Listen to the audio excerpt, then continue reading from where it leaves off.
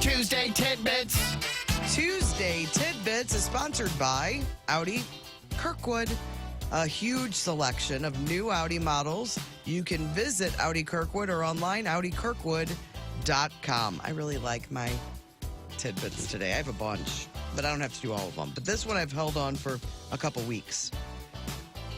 A student wore the same pair of jeans 330 times over 15 months without washing them. Mm-hmm. Okay? You with me? Yeah. Then wore them another 13 days after washing them. A textile scientist tested the jeans on both the after 15 months and after 13 days. Okay, so after 15 months pre-wash and after 13 days post-wash. Okay? The results showed little difference in the bacterial count between the two tests. Wow, what is going on in denim? That doesn't surprise Is me. it some sort of magic What is it, though? fabric? Could the same be said for, Khakis. yeah, Right. That's a great question. corduroys? I'll bet yes. Is it one of those things where once it's like capped out I don't know. at all its bacteria? But 13 days, that's all she wore them, compared to 15 months. I assume you're probably not sweating a ton then. You know what I mean? If you were Yeah. going out and playing football in those jeans. Yeah, well, no, we're not Top Gun volleyball playing. Playing with the boys. All right, so I thought that was... We talk about it a lot, but Chris wore the same pair of pants to school every day for a year without washing them. Diddy, was it a goal of his? He has weird little goals that he does. They can see if anybody would notice or something. I don't know. Well, He's yeah, but you probably had raising a money year- for charity or something. For the kids. Yeah. This is great because I remember when this happened and everybody was all angry if you were an Apple person. Mm-hmm. So they paid U2, remember famously, Oh, yes. $100 million for the exclusive rights to give its 500 million iTunes customers that Songs of Innocence album for free and installing it on their devices without permission. Remember how ticked It people was were? crazy. Yeah. You couldn't get it. Took forever to get rid of it. So they got $100 million to roll this out. Unreal. 1 week after the release, Apple provided a method for users to remove the album, as only 6.7% of the 500 million had listened to even part of it. Wow. Well, it would come up in a mix. You're like, what the hell is this? It's interesting that that's the way it got rolled out and that it was such a, people were angry. I mean, U2 still gets beat up about it. Had that been done a little bit differently, it could have changed the way music Music is- delivered. yeah. We could have seen more promotions like that. If they had made it a little more optional or a little Yeah. bit more... Instead of just forcing it on people. Yeah. Yes, I think we would have seen more things like that because it's a fairly simple thing to do. It's just there was such backlash Man, it ticked people off. that all parties suffered that the industry got away from it. Yeah, that option thing was the problem. Yeah. Do you want to opt in to have songs and then just songs? We don't need the whole album. I mean, think about it. Somebody's offering you a free album. That's an exciting thing at some point.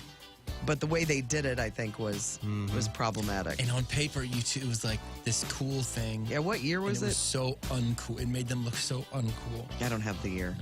I apologize. Okay, and finally, remember, to this day, will you get a fill in the blank ever not be a thing in our life? The you get a car, Oprah.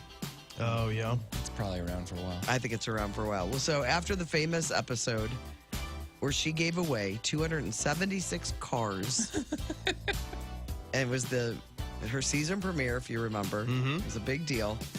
At a total cost of $7.6 million. So did she have to buy those? I'm curious. I'm sure there were promotional considerations. That was a trade, I'm sure. Many of those 276 recipients sent in complaints to the show because they had all been charged $6,000 to $7,000 in taxes. Yeah, well, that's the way it is. Then you could have refused the car, I'm sure. But the people that took it, you got to pay the tax on it. That's right. It's not a bad price for a car. It's really not. No, And you brand new can't- car. Why would you complain about it? I don't know. Because people be complaining. Because they think it's just free. Yeah. Little mustard freak told me I'd be crabby today. I know. I got really hot with the cinnamon toast bread. Yeah, you did. And I didn't like the pretzels either. Yeah, All right, those are my tidbits. I really liked them. I hope you did too. They're good. I got a couple. So we've talked about Hawaiian pizza before and how, like, pineapple on pizza, it's not a Hawaiian pizza thing. No, it's from, hold on, I know the city that invented it. It's like Denver, but it's not Denver. No, farther north. I've read this before. Michigan? No, I don't know. Minneapolis. Ontario. Yeah. So, Yeah. but this lays it out in a very funny way, I think. So it says Hawaiian pizza was invented in Ontario, Canada in the 1960s by a Greek immigrant who was inspired by the mix of sweet and savory flavors found in Chinese food. It went on to become the most popular pizza in Australia. That one made me laugh. And then this one. So this is kind of a mind meld here. You got to hang with me. I might have to read it again. Okay. So Nintendo was founded in 1889 making playing cards. So Nintendo originally just playing cards, founded in 1889. Okay. Coca Cola was founded in 1892. Dracula was published in 1897 and was set in the same year, in that present year. So you could have a Dracula adaptation where Dracula drinks a Coke and plays Nintendo, and it would be historically accurate. That's crazy. Dracula seems so much older, right? Sure does. Yep. And Coke and Nintendo are older. Nintendo's Than the oldest Dracula. out of all of them. Crazy. But yeah, it was playing cards, but Still, it's kind of an interesting. they had more to of a start somewhere. Pepsi Right. guy. Anyway. Yeah, right. It tastes more like blood. If bees were paid minimum wage, Yeah. a jar of honey would cost $182,000 in labor. That's a lot of bees working on it. They're working hard. If all the gold in the world was melted down, it would fit into less than 3.5 Olympic-sized swimming pools. What? All the gold. That's why it's so valuable, guys.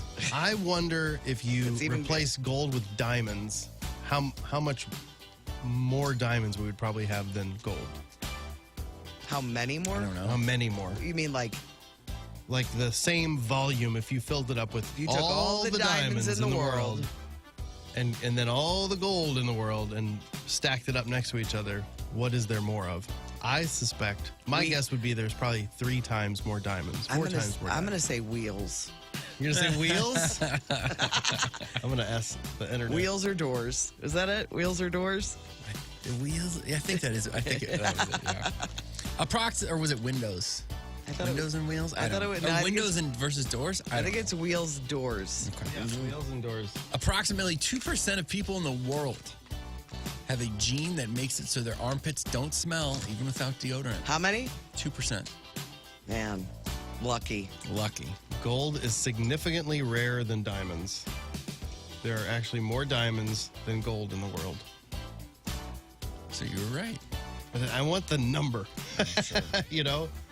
Can tell me in pool sizes.